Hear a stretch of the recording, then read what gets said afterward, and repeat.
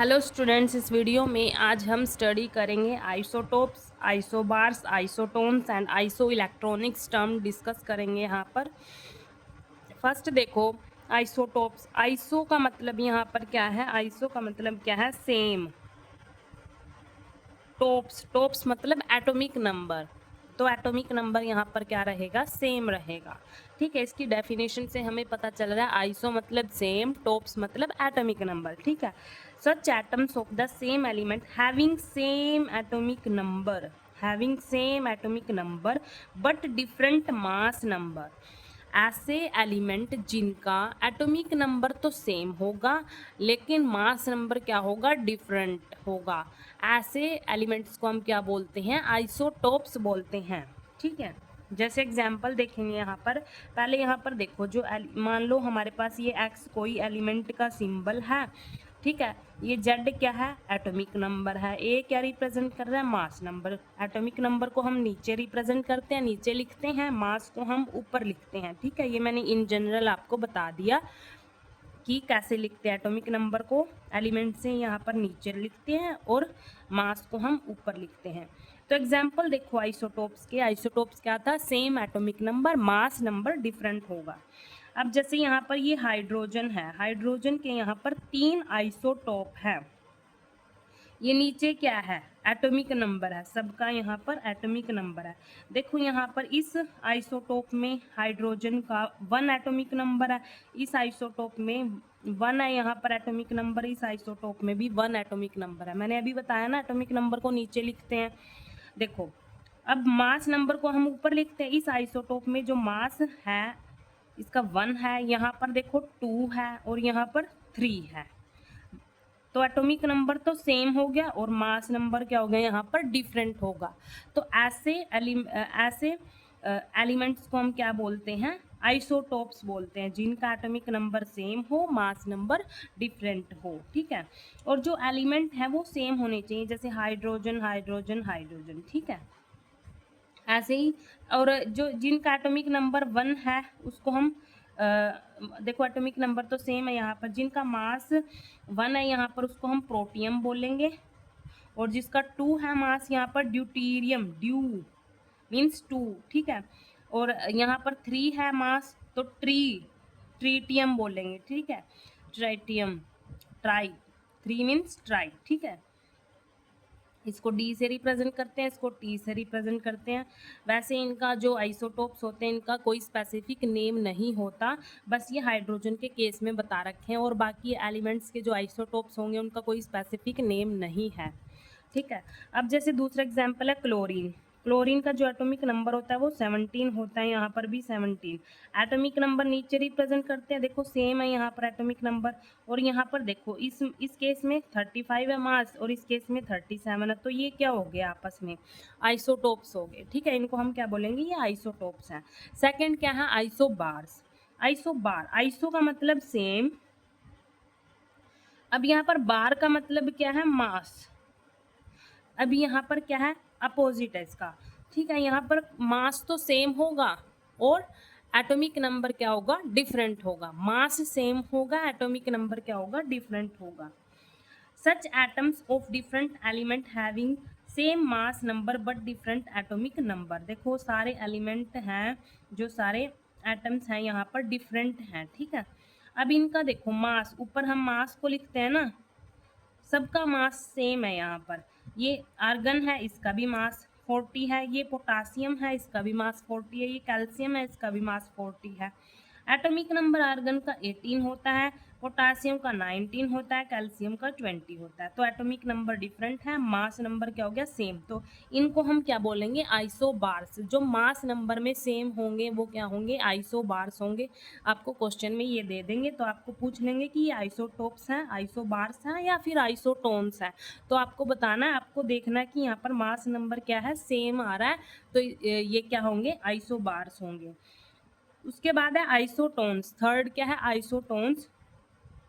Such atoms of different element which contain same number of neutrons. Iso मतलब same, iso का मतलब same, tones का मतलब क्या हो गया यहाँ पर?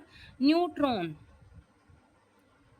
देखो न्यूट्रॉन, ओन, टोन्स, है ना, उससे पता चल रहा है न्यूट्रॉन्स।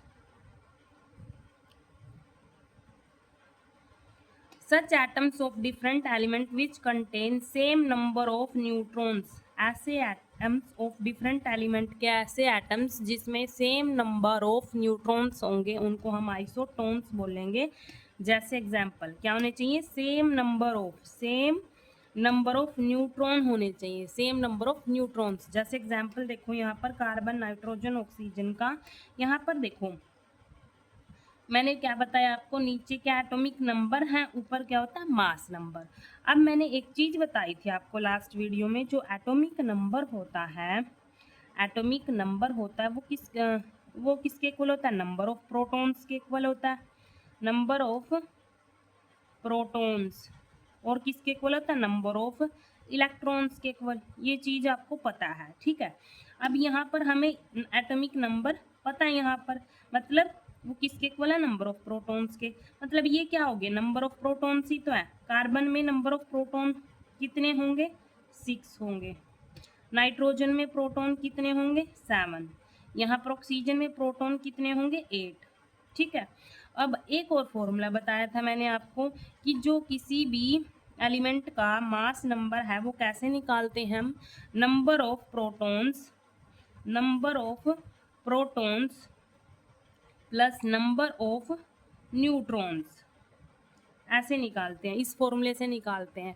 अब देखो हमें मास नंबर भी पता है, हमें नंबर ऑफ प्रोटॉन्स भी पता है, तो हम न्यूट्रॉन निकाल सकते हैं। कैसे निकालेंगे, ये मास नंबर में से नंबर ऑफ प्रोटॉन्स माइनस कर देंगे, क्योंकि इधर ये प्लस में उधर जाके ये माइनस में हो जाता है। अब इसका मास कितना है, कार्बन का 14 है, तो 14 माइनस प्रोटॉन कितने हैं, 6। कार्बन के केस में जो हमारे पास नंबर ऑफ न्यूट्रॉन्स आएंगे वो कितने होंगे, न्यूट्रॉन्स आएंगे वो कितने होंगे, यहाँ पर 8, यहाँ पर 8 हो गए। नाइट्रोजन के केस में देखो यहाँ पर इसका मास नंबर कितना है, 15 है यहाँ पर, ठीक है, और प्रोटॉन कितने हैं, 7 है, ठीक है। अब यहाँ पर भी 15 में से 7 माइनस करेंगे तो 8 आ गया। यहाँ पर देखो ऑक्सीजन का मास यहाँ पर कितना है, 16 है, और यहाँ पर प्रोटॉन कितने हैं, 8 है, यहाँ पर क्या आएगा, 8। तो नंबर ऑफ न्यूट्रॉन सबके केस में क्या आ रहा है, सेम आ रहा है।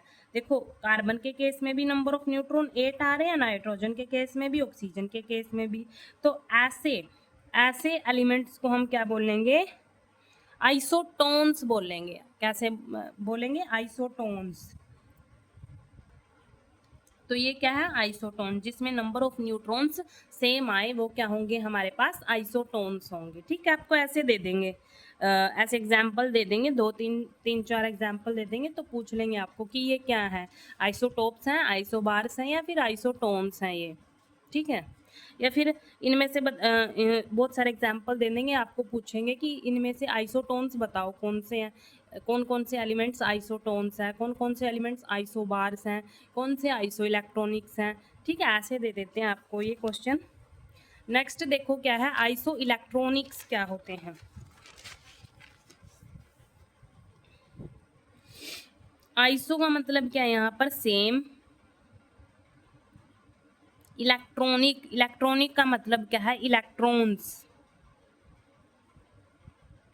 Same electrons. इसकी डेफिनेशन से पता चल रहा है वो स्पीसीज जिसमें सेम नंबर ऑफ इलेक्ट्रॉन्स हों उनको हम आइसो इलेक्ट्रॉनिक्स बोलते हैं। स्पीसीज मतलब एटम भी हो सकता है, आयंस भी हो सकते हैं। ठीक है, द स्पीसीज एटम्स और ions containing the same number of electrons are called isoelectronics. जैसे एग्जाम्पल देखो, 1 मिनट यहाँ पर एक चीज देखो, मैंने आपको बताया कि जो एटॉमिक नंबर होता है वो किसके इक्वल होता है, नंबर ऑफ प्रोटॉन्स और नंबर ऑफ प्रोटॉन्स, और किसके इक्वल होता है, नंबर ऑफ इलेक्ट्रॉन्स के इक्वल होता है, इलेक्ट्रॉन्स के, नंबर ऑफ इलेक्ट्रॉन्स के इक्वल होता है। ठीक है, अब देखो हमें एलिमेंट्स का एटॉमिक नंबर तो पता ही है, ऑक्सीजन का कितना होता है एटॉमिक नंबर, यहाँ पर एक एक करके लिख लेते हैं। जैसे O2 नेगेटिव है, ऑक्सीजन का जो एटॉमिक नंबर होता है वो कितना होता है, 8 होता है एटॉमिक नंबर यहाँ पर। ठीक है, अब मैंने बताया कि एटॉमिक नंबर किसके इक्वल है, नंबर ऑफ इलेक्ट्रॉन्स के इक्वल है। तो हमें जो न्यूट्रल है, जो न्यूट्रल ऑक्सीजन होता है हमारे पास, उसका एटॉमिक नंबर 8 होता है। अब ये न्यूट्रल तो है नहीं, इसके पास 2 नेगेटिव है। 2 नेगेटिव का मतलब 2 इलेक्ट्रॉन्स इसके पास एक्स्ट्रा है, 2 इलेक्ट्रॉन इसके पास एक्स्ट्रा है। अब 8 तो न्यूट्रल एटम के हैं, प्लस यहाँ पर 2 एक्स्ट्रा हैं, तो कितने हो गए, 10 इलेक्ट्रॉन्स हो गए इसके पास। ठीक है, देखो हमें एटॉमिक नंबर पता होना चाहिए, तो एटॉमिक नंबर किसके इक्वल होता है, नंबर ऑफ इलेक्ट्रॉन्स के इक्वल होता है। न्यूट्रल एटम का पता होना चाहिए। ठीक है, तो न्यूट्रल एटम का 8 होता है, और ये जो आयन है इसका मतलब क्या है, इसके पास 2 और इलेक्ट्रॉन एक्स्ट्रा है। नेगेटिव का मतलब 2 इलेक्ट्रॉन इसने गेन कर रखे हैं, और पॉजिटिव का मतलब क्या होता है, 2 इलेक्ट्रॉन इसने लॉस कर रखे हैं। ठीक है, अब फ्लोरीन के केस में अगर हम देखें, यहाँ पर पहले हमें फ्लोरीन का जो हमारे पास न्यूट्रल फ्लोरीन होता है, उसका एटॉमिक नंबर कितना होता है, 9 होता है उसका एटॉमिक नंबर। ठीक है, अब यहाँ पर देखो, इस F नेगेटिव का मतलब क्या है, एक इलेक्ट्रॉन इसने गेन कर रखा है, एक इलेक्ट्रॉन इसके पास एक्स्ट्रा है। ठीक है, तो यहाँ पर 9 एटॉमिक नंबर है, मतलब number of electrons neutral atom के पास कितने, 9 है, और एक इलेक्ट्रॉन इसने गेन कर रखा है, वो भी आएगा। ठीक है, तो यहाँ पर कितने हो गए, 10 इलेक्ट्रॉन्स हो गए। ऐसे ही अगर हम सोडियम का देखें, पहले हम न्यूट्रल जो सोडियम एलिमेंट होता है उसका एटॉमिक नंबर 11 होता है, और 11 ही इलेक्ट्रॉन्स होंगे, क्योंकि atomic number equals to number of electrons. अब यहाँ पर Na पॉजिटिव है, Na पॉजिटिव का मतलब क्या है कि जो न्यूट्रल है ना, इस न्यूट्रल एटम के पास, एलिमेंट के पास 11 इलेक्ट्रॉन है। इन 11 इलेक्ट्रॉन में से इसने एक इलेक्ट्रॉन लॉस कर दिया। Na पॉजिटिव का मतलब क्या है, एक इलेक्ट्रॉन लॉस कर दिया। न्यूट्रल एलिमेंट के पास जो 11 इलेक्ट्रॉन्स थे, उसमें से एक इलेक्ट्रॉन इसने लॉस कर दिया, तो 11 माइनस 1 क्या होगा, 10 इलेक्ट्रॉन्स। Mg2 पॉजिटिव, इसका अगर हम निकालें, अब देखो Mg2 पॉजिटिव है, तो हमें पहले न्यूट्रल क्या होता है, एलिमेंट जिस पे कोई चार्ज नहीं होता। ठीक है, ना उसने लॉस कर रखा ना उसने गेन कर रखा, उसको हम न्यूट्रल बोलते हैं।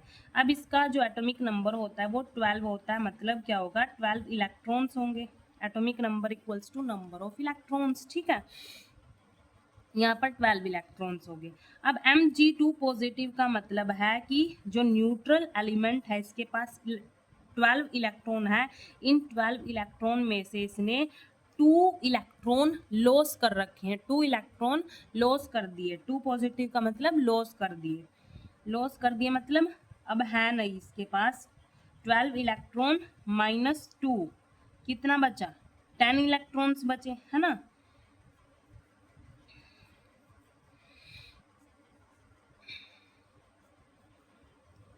अब उसके बाद है एल्यूमिनियम का, देखते हैं हम यहाँ पर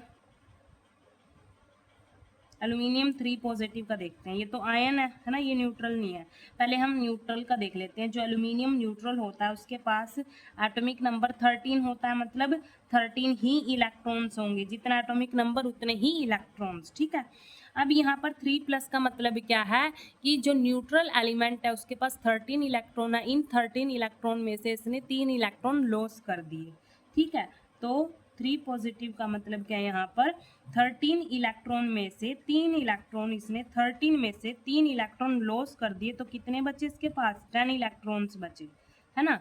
ऐसे ही हम नियोन का निकालेंगे। अब देखो नियोन पे यहाँ पर कोई भी चार्ज नहीं है। ठीक है, ये न्यूट्रल है, तो इसका एटॉमिक नंबर कितना होगा, 10 एटॉमिक नंबर होता है। अब हमें पता है कि जितना एटॉमिक नंबर उतने ही इलेक्ट्रॉन्स होते हैं, तो 10 इलेक्ट्रॉन्स हैं। देखो अब यहाँ पर जो जितने हमारे पास यहाँ पर एग्जाम्पल थे स्पीसीज़ के, सबके पास कितने इलेक्ट्रॉन है, 10 इलेक्ट्रॉन्स हैं। तो ऐसे स्पीसीज़ को हम क्या बोलते हैं, आइसो इलेक्ट्रॉनिक्स बोलते हैं। ठीक है, थैंक यू।